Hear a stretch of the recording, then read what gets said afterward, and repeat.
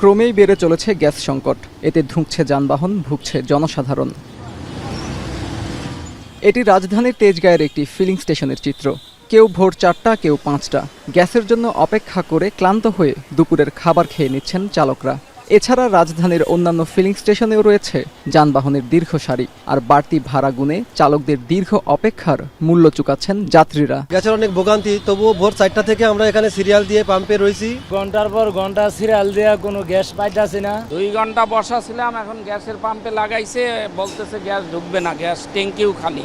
অপেক্ষা করতেছি, যখন গ্যাস আসবে তখন আমরা নিয়ে যাবো। একই চিত্র বাসাবাড়িতেও। রান্নার সব উপাদানই আছে, নেই শুধু গ্যাস। তাই বাধ্য হয়েই বৈদ্যুতিক চুলা ও রাইস কুকার কিনছেন অনেকে। গ্যাসের লাইনে গ্যাস পাওয়া যাচ্ছে না, এবং সিলিন্ডার কিনতে গেলে দেখা যাচ্ছে সিলিন্ডার পাওয়া যাচ্ছে না, দাম বেশি। লাইন আছে আর কি, কিন্তু গ্যাস আসে না, লাইনে আসে না আর কি, আগুনই জ্বলে না। এই কারণে আর কি এখন ইলেকট্রিক চুলা কিনতেছি। দোকানিরা বলছেন, চলমান সংকট শুরুর পর বৈদ্যুতিক চুলার চাহিদা বেড়েছে 30 থেকে 40%। মাসে বিক্রি করতাম 10টা 15টা, এখন আমাদের এমনও দিন যায় প্রতিদিন 10-12টা আমাদের সেল হয়। বেশ কয়েকদিন যাবৎ ইলেকট্রিক চুলার বেচাকেনা কিছুটা বাড়ছে। তবে অস্থায়ী সমাধান হিসেবে বৈদ্যুতিক চুলা ব্যবহার করেও নাখোশ জনসাধারণ।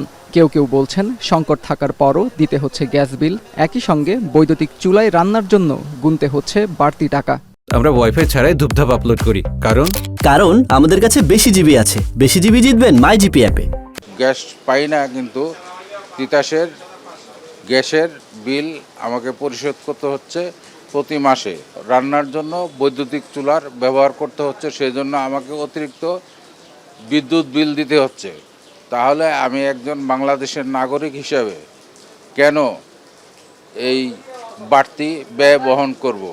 এই অবস্থায় অচিরেই চলমান গ্যাস সংকট সমাধানের আহ্বান সাধারণ মানুষের। আত্মজ রহমান দিব্য, এখন, ঢাকা।